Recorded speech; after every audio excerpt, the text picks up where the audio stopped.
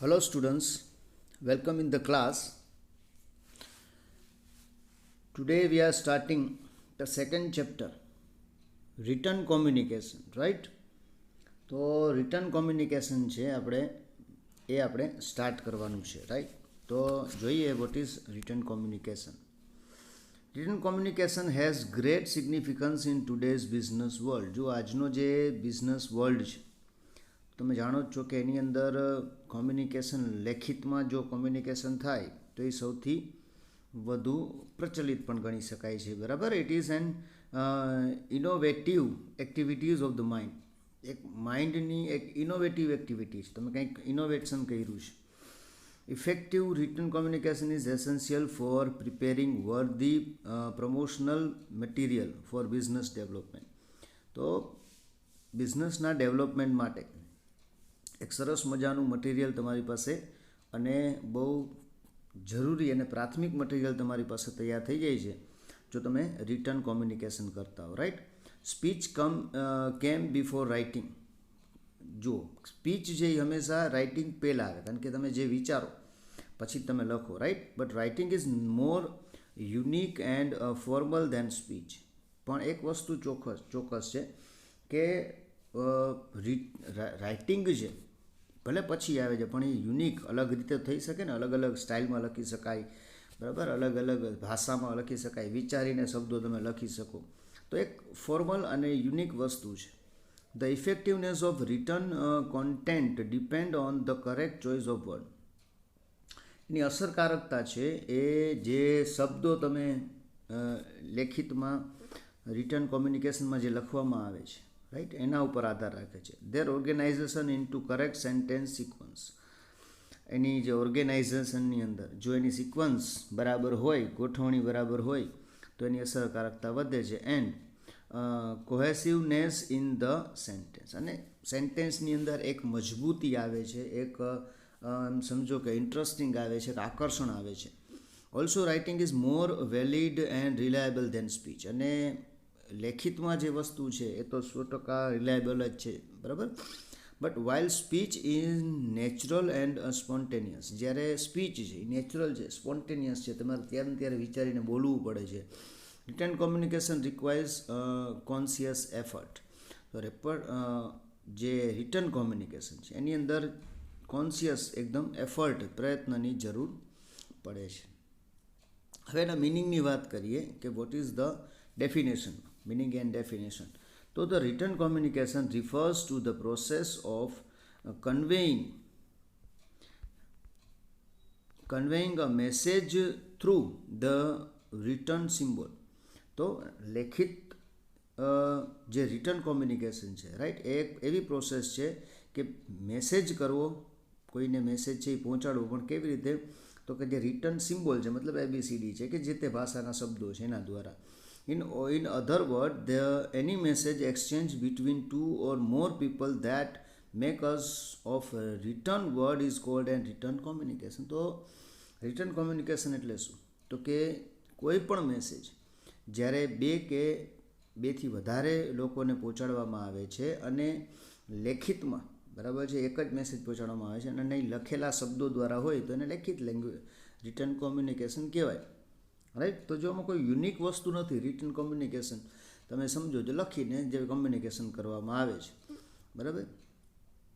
Sum important definitions of written communication as follow. તો અહીંયા તો ઘણી બધી તમે જોઈ શકો છો કે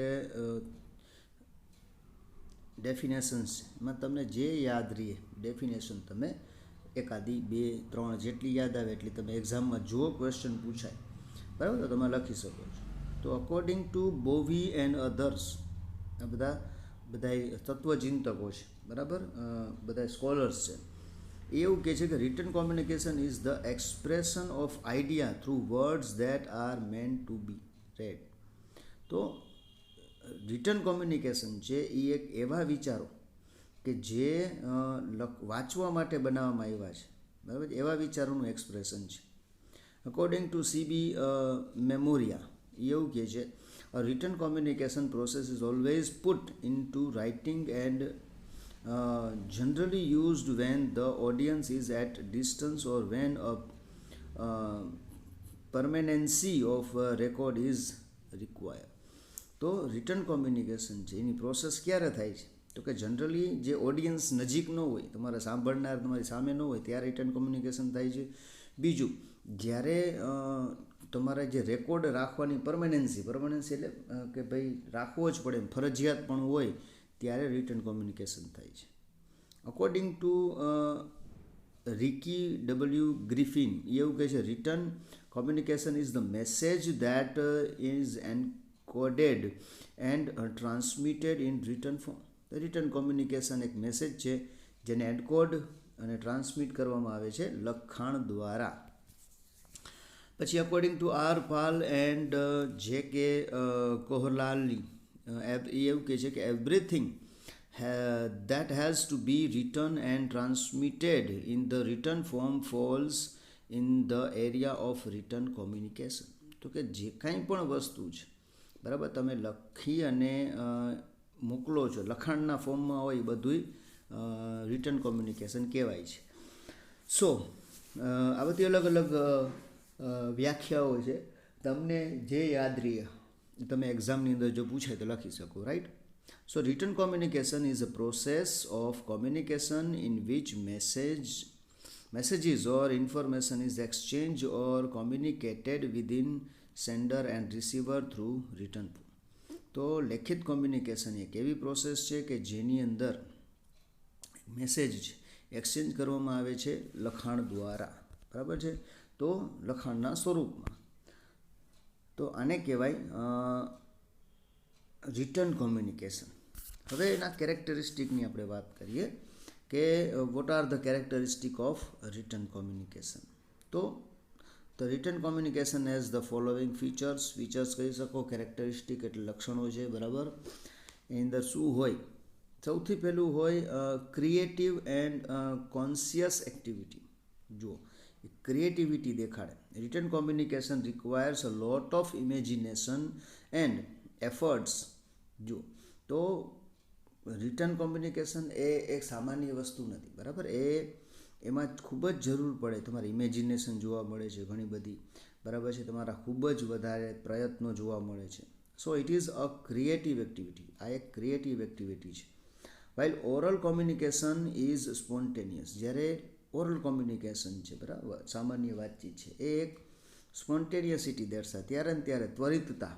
સ્પોન્ટેનિયસ એટલે ત્વરિતતા. Written communication is based on conscious effort. જાગૃત અવસ્થામાં જ લખવામાં આવે છે. For example, the writer of a report has to collect the necessary information. જો રાઇટર છે, બરાબર છે, એને કોઈ કંઈક લખવું હોય તો એ શું કરે? બધી માહિતી પહેલાં ભેગી કરે, અરેન્જ ઇટ, એને અરેન્જ કરે in logical order and then write the report carefully. અને પછી એ રિપોર્ટ લખે છે, જે લખનાર છે, રિપોર્ટ છે, બરાબર છે. તો જે રિપોર્ટ લખનાર શું કરશે? પહેલાં તો માહિતી ભેગી કરશે, પછી એને લોજિકલી ગોઠવશે, પછી લખશે. તો લખાણ જે કોન્શિયસનેસ છે, બરાબર. પછી ટાઈમ કન્ઝ્યુમિંગ. બીજી વસ્તુ છે ટાઈમ કન્ઝ્યુમિંગ. તો written communication takes much more time than oral communication. Oral communication કરતાં એ થોડોક વધારે સમય લે છે. The sender has to plan out his message and write it carefully. તો જે સેન્ડર છે, બરાબર, એને પ્લાન કરવો પડે છે, બરાબર, જે મેસેજ લખવામાં એને એકદમ ધ્યાનપૂર્વક. તો message is sent and the receive decoded it. પછી જ્યારે મેસેજ મળે ત્યારે એને ડિકોડ કરવામાં આવે છે. Then he plan writes and send back his reaction. પછી વળી પાછું એને પ્લાન કરવું પડે છે લખવાનું, બરાબર, અને પછી એને રિએક્શન આપવાનું. જુઓ ને પ્રોસેસ લાંબી થઈ ગઈ, એમાં કાંઈ પ્લાન નથી કરવો પડતો, એટલે જે પ્રોસેસ છે ને થોડીક ઓછી થઈ ગઈ. Thus, immediate feedback is not possible in written communication. Written કોમ્યુનિકેશનની અંદર તાત્કાલિક ફીડબેક પણ નહીં મળે, એટલે સમય છે થોડોક વધારે લે છે.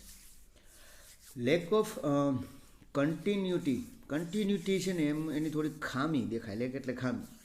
Oral communication facilitated continuous exchange of message. તો તમે જુઓ, સામાન્ય વાતચીત આપણે કરીએ ઓરલ કોમ્યુનિકેશનમાં, તો એમાં એકદમ સતત, બરાબર, તમે મેસેજની આપ-લે કરી શકો છો, બરાબર. But this is not possible in written communication. પણ લેખિતમાં જરૂર નથી, કારણ કે આપણે હમણાં જોયું ને કે વચ્ચે પ્લાન કરવો પડે, બરાબર, એક મેસેજ દઈએ ને એન્કોડ કરો, વળી પાછો પ્લાન કરો, પછી વળી મેસેજ લખો, તો તાત્કાલિક અને ત્વરિતતા તમને આમાં જોવા મળશે નહીં. So continuity can not be maintain, continuity છે એ મેન્ટેન થઈ શકતી નથી. રાઈટ. તો ફોર્થ, ચોથી વાત કરીએ આપણે તો ડિમાન્ડ પ્રિસિયસ. બરાબર, ડિમાન્ડ એટલે માંગ. Lack of immediate feedback and clarification is as well as lack of continuity in written communication demand great precious.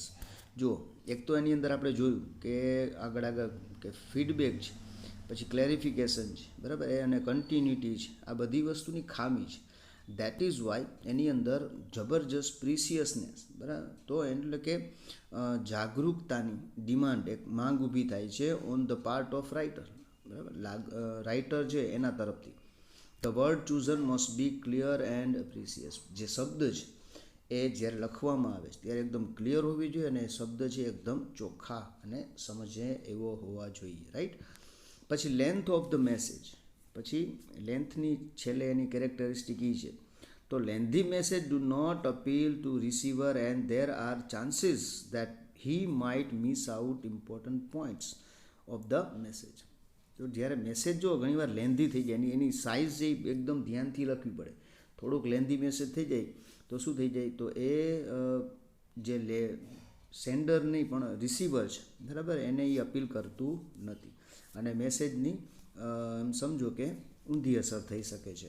So a written message should be short but at the same time complete.